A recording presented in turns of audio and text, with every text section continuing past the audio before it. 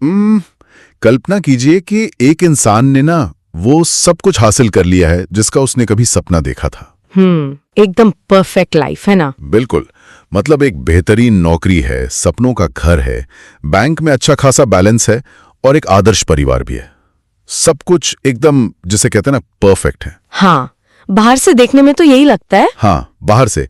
लेकिन फिर भी रात के 2 बजे वो इंसान अपनी छत को घूर रहा है और उसके सीने में एक अजीब सा खालीपन है, एक बहुत ही गहरी बेचैनी है। और ये एक ऐसा परिदृश्य है जिससे आज बहुत से लोग खुद को जोड़ सकते हैं। हमारी पहली प्रतिक्रिया क्या होती है इस बेचैनी पर? हम सोचते हैं कि शायद हमें कुछ और नया चाहिए। एग्जैक्टली। कोई नया शौक, कोई नई किताब, एक और छुट्टी, या शायद अपनी जिंदगी में कुछ नया जोड़ना। हम हमेशा कुछ जोड़ने की कोशिश करते हैं। और देखिए, हमारी पूरी आधुनिक सभ्यता इसी बुनियाद पर खड़ी है। हमें बचपन से यही सिखाया गया है कि जीवन की हर समस्या का समाधान हमेशा कुछ जोड़ने में छिपा है। ज्ञान जोड़ना, अनुभव जोड़ना या संपत्तियां जोड़ना। हमें लगता है कि अगर हम बाहर से पर्याप्त चीजें इकट्ठी कर लेंगे तो वो अंदर का खालीपन अपने आप भर जाएगा। लेकिन तब क्या हो जब समस्या उस खाली जगह में हो ही ना?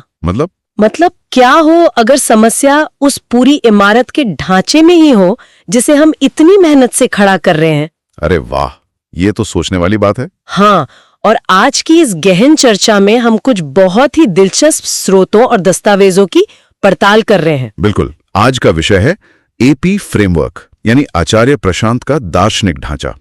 और हमारा मुख्य मिशन ये समझना है कि सब कुछ हासिल करने के बावजूद ये बेचैनी क्यों रह जाती है, और ये भी कि ये ढांचा कैसे इस समस्या का एक बिल्कुल अलग समाधान पेश करता है। सही कहा। तो आइए इसे थोड़ा विस्तार से समझते हैं, क्योंकि आज हम ये देखने वाले हैं कि असली समाधान कुछ नया जोड़ने में नहीं, बल्कि जो गलत है उसे हटाने में है। और किसी भी समस्या को सुलझाने से पहले ये जानना बहुत जरूरी है कि उस समस्या को अनुभव कौन कर रहा है। बिल्कुल। और यहीं से एपी फ्रेमवर्क की शुरुआत होती है। ये एक बहुत ही बुनियादी लेकिन झकझोर देने वाले सवाल से शुरू होता है। ये वास्तविकता किसके लिए है? For whom, right? हाँ, for whom। हम मानकर चलते हैं कि ये जो दुनिया है, ये पेड़, ये पहाड़, हमारी नौकरी, हमारे रिश्ते, ये सब स्वतंत्र सच्चाइयां हैं जो बाहर मौजूद हैं। लेकिन ये ढांचा कहता है कि वास्तविकता कोई स्वतंत्र वस्तु नहीं है। ये हमेशा अहंकार यानी ईगो के फिल्टर से देखी जाती है। मतलब ये ऐसा है जैसे हमने जन्म से ही एक बहुत ही एडवांस्ड वीआर चश्मा पहना हुआ है। हाँ, बिल्कुल सटीक उपमा है। और हम उस सॉफ्टवेयर की दुनिया को, उन ग्राफिक्स को ही अंतिम सच्चाई मान बैठे हैं। लेकिन एक मिनट, अगर सब कुछ एक वीआर चश्मा है तो फिर इस अहंकार की संरचना क्या है? ये काम कैसे करता है? देखिए, इस फ्रेमवर्क के अनुसार इस अहंकार को केवल 2 ही चीजों का पक्का पता है। पहला, उसका अपना अस्तित्व कि मैं हूं। और दूसरा, उसका अपना दुख या बेचैनी। बस, इसके अलावा जो कुछ भी है वो सीधे सीधे वास्तविक नहीं है। अच्छा, तो बाकी सब सिर्फ इंटरप्रिटेशन है। हाँ, स्रोतों में इस अहंकार के 2 रूप बताए गए हैं।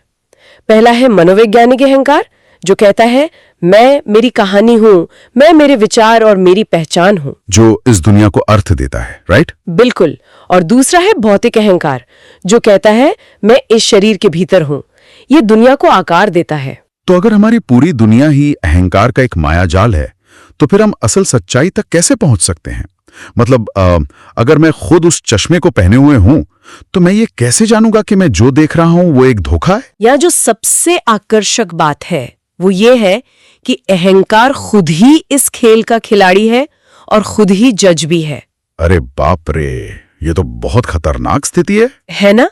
वो खुद को ही सही साबित करना चाहता है।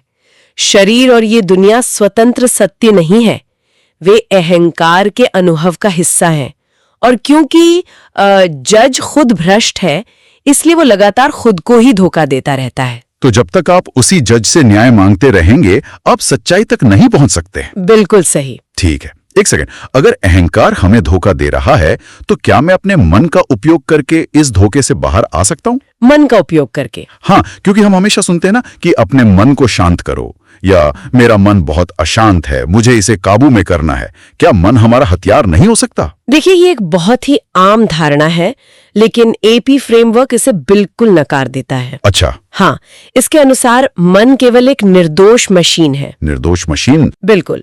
इस मशीन के मुख्य रूप से दो हिस्से हैं, स्मृति यानी मेमोरी और बुद्धि यानी इंटेलेक्ट। मन ना तो कुछ चाहता है और ना ही किसी चीज से डरता है। वो कोई निर्णय भी नहीं लेता? नहीं, ये सारे काम अहंकार करता है। रुकिए, मुझे यहाँ थोड़ा संदेह है। बताइए। अगर मन निर्दोष है तो रात के 2 बजे जो एंजाइटी मुझे जगाती है वो क्या है? ऐसा लगता है जैसे मेरा मन ही मुझ पर हमला कर रहा है। वो मन नहीं है जो हमला कर रहा है। इसे इस तरह समझिए, मन एक कार के स्टीयरिंग व्हील की तरह है। Okay, steering wheel. अब अगर कार किसी दीवार से टकराती है तो क्या आप स्टीयरिंग व्हील को दोष देंगे? नहीं, जाहिर है मैं ड्राइवर को दोष दूंगा। एग्जैक्टली। असल में ड्राइवर यानी अहंकार नशे में धुत है और डरा हुआ है। हाँ। ड्राइवर डरा हुआ है, इसलिए वो स्टीयरिंग को जोर जोर से घुमा रहा है। हम गलती ये करते हैं कि हम ड्राइवर का इलाज करने के बजाय स्टीयरिंग व्हील को ठीक करने की कोशिश करते हैं। मन का कर रहे हैं। बिल्कुल। इसीलिए फ्रेमवर्क कहता है कि सच्चाई को पाने का तरीका वाया नेगेटिवा है, यानी नकारात्मक मार्ग। नकारात्मक मार्ग का मतलब है कि नया ज्ञान जोड़ना नहीं, बल्कि जो गलत धारणाएं हमने पाल रखी हैं उन्हें हटाना। सही पकड़ा आपने। लेकिन यहाँ मैं फिर से थोड़ा चुनौती देना चाहूंगा। हाँ, बिल्कुल। क्या नया ज्ञान हासिल करना हमेशा अच्छी बात नहीं होती? हम बचपन से सीखते हैं कि ज्यादा किताबें पढ़ो, ज्यादा जानकारी जुटाओ। हम सिर्फ हटाने की बात क्यों कर रहे हैं? क्या ज्ञान हमें इस धोखे से बाहर नहीं निकाल सकता? ये एक बहुत ही शानदार सवाल है। देखिए, समस्या ये है कि अगर अहंकार ड्राइवर है तो वो उस नए ज्ञान का क्या करेगा? वो शायद उसे भी अपने फायदे के लिए इस्तेमाल करेगा। एग्जैक्टली। वो उस नए ज्ञान का उपयोग भी खुद को सही साबित करने के लिए करेगा। स्रोतों में इसे ईगो फैटनिंग कहा गया है, यानी अहंकार का मोटा होना। अरे बाप रे। मान लीजिए किसी ने 50 आध्यात्मिक किताबें पढ़ ली। अब उसका अहंकार कम नहीं हुआ है, बल्कि वो सोचने लगा है, देखो मैं कितना ज्ञानी हूँ, मैं बाकी साधारण लोगों से कितना ऊपर हूँ। ओहो, मतलब हमने बीमारी का इलाज करने के लिए जो दवा ली, अहंकार ने उसी दवा से खुद को और ताकतवर बना लिया। सही कहा। ज्ञान भी अहंकार का एक हथियार बन जाता है। इसीलिए फ्रेमवर्क में थिंकिंग यानी सोचना या व्याख्या करना और सीइंग यानी सीधे देखना के बीच एक बहुत बड़ा अंतर बताया गया है। सोचने का मतलब है अहंकार अपने तर्कों और कहानियों से चीजों को उलझा रहा है। बिल्कुल। जबकि देखने का मतलब है बिना किसी व्याख्या के सच्चाई को जस का तस देखना। और क्योंकि अहंकार खुद अपनी कमियों को नहीं देख सकता, इसीलिए बाहरी मार्गदर्शन की आवश्यकता होती है। जैसे कोई सच्चा गुरु या ग्रंथ। हाँ, वे एक दर्पण का काम करते हैं। ऑपरेटर या अहंकार में है तो हम अपनी अंदरूनी समस्याओं को बाहरी उपलब्धियों से सुलझाने की कोशिश क्यों करते हैं? क्योंकि इंसान के भीतर एक स्थायी अधूरापन है। हम अंदर से एक खालीपन महसूस करते हैं, लेकिन उसे भरने की कोशिश बाहर करते हैं। हाँ, हम सोचते हैं कि अगर हमारे बैंक में एक निश्चित रकम आ जाए या कोई खास इंसान हमारी जिंदगी में आ जाए तो हम पूर्ण हो जाएंगे। और यहीं पर वो 2 तरह की गतियों की बात आती है, हॉरिजॉन्टल मूवमेंट और वर्टिकल मूवमेंट। हाँ। यह बात सच में बहुत दिलचस्प हो जाती है। बिल्कुल। जो लोग शांति पाने के लिए दिन रात मेहनत कर रहे हैं, एक के बाद एक लक्ष्य पूरे कर रहे हैं, प्रमोशन, बड़ी गाड़ी, बड़ा घर, वे असल में एक हॉरिजॉन्टल ट्रेडमिल पर दौड़ रहे हैं। हाँ, वे पसीना बहा रहे हैं, थक रहे हैं और उम्मीद कर रहे हैं कि वे किसी ऊपरी मंजिल पर पहुंच जाएंगे। लेकिन ट्रेडमिल आपको ऊपर नहीं ले जाती, वो बस आपको उसी जगह दौड़ाती रहती है। बहुत ही सटीक उदाहरण है। मानव जीवन की सबसे बड़ी भूल यही है, हॉरिजॉन्टल प्रयास करके वर्टिकल परिणाम पाने की चाहत। बाहरी दुनिया में सब कुछ बदलता है, लेकिन इंसान के अंदर कुछ नहीं बदलता। असली प्रगति वर्टिकल मूवमेंट है, और वर्टिकल गति का सीधा सा अर्थ है अहंकार का कम होना। ये ट्रेडमिल पर दौड़ने जैसा नहीं है, बल्कि एक कुआं खोदने जैसा है। हाँ, आप एक ही जगह पर रहते हैं, लेकिन आप गहराई में जाते हैं। तो ये अहंकार हमें इस ट्रेडमिल पर दौड़ाता क्यों है? मतलब इसका ईंधन क्या है? अगर हम इसे व्यापक संदर्भ से जोड़कर देखें तो हम पाएंगे कि अहंकार का मुख्य ईंधन है इच्छा, डिजायर। अच्छा, इच्छा। हाँ, अहंकार कुछ न कुछ पाने की चाह से ही जिंदा रहता है। लेकिन एक बात बताइए, जहां चाह है वहां डर भी तो होगा। बिल्कुल होगा। अगर मैं कुछ पाना चाहता हूं तो मुझे ये डर भी सताएगा कि वो मुझे नहीं मिलेगा या मिलने के बाद छिन जाएगा। एकदम सही। जहां इच्छा है वहां डर हमेशा मौजूद रहेगा। इच्छा और डर अलग अलग नहीं है, वे एक ही सिक्के के दो पहलू हैं। आप जितना ज्यादा बाहर से चीजें जोड़ेंगे, उन्हें खोने का डर उतना ही बड़ा होता जाएगा। एग्जैक्टली। तो अगर हॉरिजॉन्टल ट्रेडमिल से उतरना है और बाहरी दौड़ से कोई स्थायी हल नहीं निकल रहा, तो असल में अंदरूनी बदलाव कैसे लाया जाए? मुक्ति का रास्ता क्या है? सबसे पहले तो ये समझना होगा कि एपी फ्रेमवर्क के अनुसार मुक्ति कोई अंतिम अवस्था या कोई फाइनल डेस्टिनेशन नहीं है। मतलब कोई ऐसी जगह नहीं है जहां पहुंचकर आप कह सकें अब मैं मुक्त हो गया। नहीं, क्योंकि ऐसा कहना भी फिर से अहंकार की ही आवाज होगी। मुक्ति एक निरंतर यात्रा है जो अहंकार के पतले होने की दिशा में चलती है। Ego thinning. राइट। और इस बदलाव का सूत्र क्या बताया गया स्रोतों में? सूत्र है परिवर्तन बराबर देखना प्लस इरादा, यानी सीइंग और इंटेंट। केवल सच्चाई को देखना काफी नहीं है। नहीं, आपने दर्पण में देख लिया कि चेहरे पर दाग कहाँ है, लेकिन अगर भीतर से उसे साफ करने का इरादा ही नहीं है तो कोई बदलाव नहीं होगा। मुझे यहाँ थोड़ा रुकना होगा। हाँ, बताइए। लोग हमेशा विल पावर यानी इच्छा शक्ति की बहुत तारीफ करते हैं। बहुत ज्यादा। कि अगर सुबह जल्दी उठना है या कोई बुरी आदत छोड़नी है तो दृढ़ इच्छा शक्ति चाहिए। लेकिन इन स्रोतों में कहा जा रहा है कि विल पावर केवल सतह का बदलाव है। हाँ, बिल्कुल। क्या विल पावर असल में अहंकार का ही एक रूप है जो खुद से लड़ने का नाटक कर रहा है? ये एक बहुत ही गहरी पकड़ है आपकी। हाँ, विल पावर अक्सर बाहरी आदतों से लड़ती है। जब आप विल पावर का इस्तेमाल करते हैं तो असल में अहंकार खुद को दो हिस्सों में बांट लेता है। दो हिस्सों में कैसे? एक पुलिस वाला बन जाता है और दूसरा चोर। अरे वाह। और दोनों हैं तो अहंकार ही ना। आप विल पावर से अपना व्यवहार कुछ समय के लिए बदल सकते हैं, लेकिन जब पुलिस वाला थक जाता है तो चोर फिर से हावी हो जाता है। यह खुद से लड़ना नहीं बल्कि खुद को छोड़ने का यानी सेल्फ डिसोल्यूशन का जोखिम उठाना है। हाँ, और कोई भी बाहरी शक्ति, भाग्य या चमत्कार आपको मुक्त नहीं कर सकता। ये एक बहुत ही कड़ा और व्यक्तिगत निर्णय है। तो क्या इसका मतलब ये है कि हम बस चुपचाप बैठ जाएं और कोई काम ना करें? नहीं नहीं, बिल्कुल नहीं। और यहीं पर निष्काम कर्म की असल अवधारणा आती है। अच्छा, निष्काम कर्म। लोग अक्सर सोचते हैं कि निष्काम कर्म का मतलब है बिना फल की चिंता किए काम करना। लेकिन एपी फ्रेमवर्क इसे एक कदम और गहरा ले जाता है। इसका अर्थ है बिना इच्छा के काम करना। मैं हूँ इसलिए करता हूँ। आई एमनेस। हाँ, इसमें अहंकार की वो भाषा नहीं होती कि ये काम करने से मुझे क्या मिलेगा। ये बहुत ही क्रांतिकारी है। अब जब कोई व्यक्ति इस इरादे के साथ आगे बढ़ता है और उसका अहंकार कम होने लगता है तो उसकी भावनाओं की दुनिया कैसे बदलती है? ये बहुत दिलचस्प हिस्सा है। हाँ, क्योंकि अगर हम इस ढांचे को अपने रोजमर्रा के रिश्तों पर लागू करें तो चीजें बहुत अलग दिखने लगेंगी। बिल्कुल। अहंकार कम होने पर हम भावनाओं को पूरी तरह से नए नजरिए से देखते हैं। उदाहरण के लिए अकेलापन और एकांत को ही लें।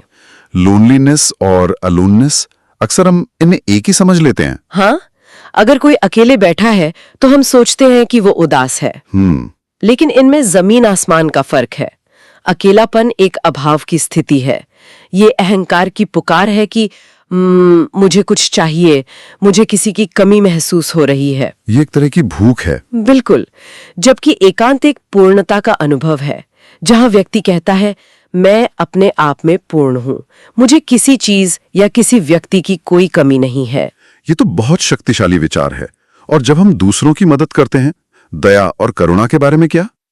आप किसी को दुखी देखते हैं और उसे सांत्वना दे देते हैं या कुछ पैसे दे देते हैं। इससे आपका अपना अहंकार भी संतुष्ट होता है कि मैंने किसी की मदद की। तो करुणा क्या है? करुणा बहुत गहरी है। करुणा उस दुख की जड़ यानी उस व्यक्ति के अहंकार का इलाज करने की कोशिश करती है, भले इसके लिए कभी कभी कठोर क्यों ना होना पड़े। अरे बाप रे, मतलब असली करुणा शायद हमेशा मीठी नहीं होती। बिल्कुल नहीं। और शायद सबसे बड़ा भ्रम तो प्रेम को लेकर है ना? हाँ, आधुनिक दुनिया में तो बहुत ज्यादा। आधुनिक दुनिया में रोमांस का मतलब ये हो गया है कि तुम मेरे हो, मैं तुम्हारे बिना नहीं जी सकता। और एलईपी फ्रेमवर्क के अनुसार ये आधुनिक रोमांस असल में अहंकार का ही एक बहुत बड़ा फैलाव है। हम किसी और इंसान को अपनी पूर्णता के लिए एक उपकरण की तरह इस्तेमाल कर रहे हैं। सही कहा। इस ढांचे में प्रेम कोई भावना या आकर्षण नहीं है। प्रेम स्वयं के विलय को यानी सेल्फ डिसोल्यूशन को चुनना है। ये अपने ही अहंकार के खिलाफ जाने की एक कठोर लड़ाई है। हाँ, मतलब असली प्रेम किसी को पाना नहीं है बल्कि खुद को मिटाना है।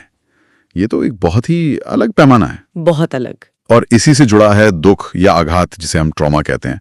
मैंने स्रोतों में स्ट्रैटेजिक सफरिंग यानी रणनीतिक दुख के बारे में पढ़ा है। ये क्या है?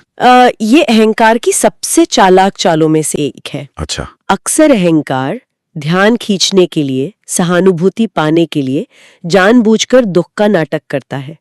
इसे स्ट्रैटेजिक सफरिंग कहते हैं। तो व्यक्ति जानबूझकर दुखी रहता है। हाँ, व्यक्ति के पास बदलने का विकल्प होता है, लेकिन वह बदलना नहीं चाहता क्योंकि उसे पीड़ित बने रहने में एक अजीब सा महत्व मिलता है, एक इम्पोर्टेंस मिलती है। बिल्कुल। और यह सच्चे जेन्युइन ट्रॉमा से बहुत अलग है। जब हमारा अहंकार इस तरह से कम होने लगता है तो हम सिर्फ इंसानों के साथ ही अपने रिश्ते को नहीं बदलते हैं, बल्कि हम पूरी दुनिया को एक नए चश्मे से देखने लगते हैं।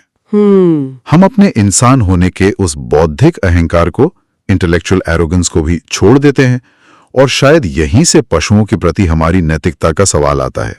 बिल्कुल सही पकड़ा आपने। इंसान अक्सर सोचता है कि क्योंकि उसके पास बेहतर बुद्धि या भाषा है, इसलिए वो बाकी जीवों से श्रेष्ठ है। हाँ, ये तो आम धारणा है। लेकिन इस ढांचे में नैतिकता का आधार बुद्धि नहीं बल्कि संवेदनशीलता है, जिसे सेंटियंस कहते हैं। मतलब दर्द महसूस करने की क्षमता। एग्जैक्टली। चूंकि जानवर भी हमारी तरह दर्द और पीड़ा महसूस कर सकते हैं, इसलिए उनका दर्द भी उतना ही महत्वपूर्ण है। जब अहंकार टूटता है तो हम दूसरे जीवों को इस्तेमाल की वस्तु समझना बंद कर देते हैं। खुद को मिटाने का ये जो पूरा विचार है, ये पहली बार सुनने में कुछ अन्य दर्शनों जैसा लग सकता है। हाँ, लग सकता है। जब मैं इस पे रिसर्च कर रहा था तो मुझे लगा कि ये अद्वैत, वेदांत या बौद्ध धर्म जैसा ही तो है। लेकिन जब मैंने गहराई से देखा तो एपी फ्रेमवर्क में एक बहुत बड़ा और बुनियादी अंतर है। और ये एक बहुत महत्वपूर्ण सवाल खड़ा करता है। ये अंतर समझना उन श्रोताओं के लिए बहुत जरूरी है जो दर्शन शास्त्र में रुचि रखते हैं। बिल्कुल। देखिए, अगर हम पारंपरिक अद्वैत वेदांत की बात करें तो वो अंत में एक सकारात्मक सत्य की घोषणा करता है कि सब कुछ ब्रह्म है और हम वही हैं। लेकिन एपी फ्रेमवर्क कहता है कि कोई सकारात्मक अंतिम सत्य घोषित ही नहीं किया जा सकता। क्यों नहीं किया जा सकता? क्योंकि जब अनुभव करने वाला अहंकार ही समाप्त हो जाएगा तो ये बताने वाला बचेगा ही कौन कि सत्य क्या है। अरे वाह! जो बचेगा उसे शब्दों में नहीं बांधा जा सकता। ये बहुत ही क्रांतिकारी है। मतलब हम अपने अंदर किसी छिपे हुए खजाने या किसी आत्मा की तलाश नहीं कर रहे हैं, बल्कि हम उस खोजने वाले को ही नष्ट कर रहे हैं। बिल्कुल। यहां तक कि जो अद्वैत में साक्षी भाव यानी विटनेस की बात होती है कि मैं सिर्फ एक गवाह हूं, क्या वो भी एक धोखा है? इस ढांचे के अनुसार हाँ, मैं साक्षी हूं, ये विचार भी अहंकार की एक बहुत ही सूक्ष्म चाल हो सकती है। अहंकार सोचता है कि चलो, अगर मैं कर्ता या डुअर नहीं बन सकता तो कम से कम मैं पीछे बैठकर सब कुछ देखने वाला साक्षी तो बन ही सकता हूँ। ये भी खुद को बचाए रखने का एक तरीका है। एग्जैक्टली। और कार्ल जंग का वो मशहूर मनोवैज्ञानिक विचार कि हमें अपने अंदर के ट्रू सेल्फ या असली स्वरूप को खोजना है, यहाँ कार्ल जंग से भी बड़ा टकराव है। एपी फ्रेमवर्क के अनुसार अंदर कोई ट्रू सेल्फ या पूर्ण आत्मा नहीं छुपी है जिसे हमें खोजना या विकसित करना है। अच्छा, तो फिर क्या है अंदर? जो कुछ भी है वो अहंकार है, और जब वो हटेगा तो जो बचेगा वो कोई नया मैं नहीं होगा, वो सिर्फ शून्यता होगी, एब्सेंस। अगर हम अस्तित्ववाद यानी एग्जिस्टेंशियलिज्म को भी देखें, जो कहता है कि दुनिया बेमानी है और हमें एक प्रामाणिक इंसान बनना चाहिए, ऑथेंटिक बनना चाहिए, वो भी तो एक तरह से एक बेहतर अहंकार बनाने की ही बात कर रहा है। बिल्कुल सही। अस्तित्ववाद आपको एक मजबूत और प्रामाणिक अहंकार देता है, लेकिन एपी फ्रेमवर्क अद्वितीय इसलिए है क्योंकि यहाँ कुछ बनना नहीं है, यहाँ बेहतर नहीं होना है, बल्कि जो हम नहीं है उसे हटाना है। हाँ, और बौद्ध धर्म की तरह ये सिर्फ विचारों को शून्य नहीं मानता, बल्कि इसे शरीर से जुड़ी एक गहरी भौतिक संरचना मानता है, जिसके लिए सिर्फ बौद्धिक समझ नहीं बल्कि कड़े इरादे की जरूरत है। तो आज की इस पूरी चर्चा का सार अगर हम निकालें तो वो ये है कि हमारे जीवन की सारी बेचैनी, सारा खालीपन, सारी समस्याएं बाहर की दुनिया में नहीं है। बिल्कुल नहीं। समस्या उस ऑपरेटर में है, उस अहंकार में है जो इस पूरी दुनिया को अनुभव कर रहा है। सही कहा। मन सिर्फ एक निर्दोष उपकरण है। बाहरी दुनिया वैसी नहीं है जैसी दिखती है। वो सिर्फ एक अनुभव है जिसे हमारा अहंकार अपने मतलब के लिए तोड़ मरोड़ कर पेश करता है। और असली मुक्ति कोई जादुई मंजिल नहीं है, बल्कि धीरे धीरे अपने आप को कम करने की, अपने अहंकार के धोखे को पहचानने की एक निरंतर यात्रा है। वही विया चश्मे वाली बात। हाँ। हमें गेम के अंदर के ड्रैगन को नहीं मारना है। हाँ। हमें बस वो चश्मा उतारना है। हाँ। लेकिन ये आसान नहीं है, क्योंकि चश्मा उतारने का मतलब है उस खिलाड़ी का मिट जाना। हाँ। जो अब तक वो गेम खेल रहा था और जिसे उस गेम में मजा आ रहा था। और यही इस ढांचे की सबसे बड़ी चुनौती और सबसे बड़ी सच्चाई है। तो आज हम श्रोताओं को इसी एक विचार के साथ छोड़ते हैं।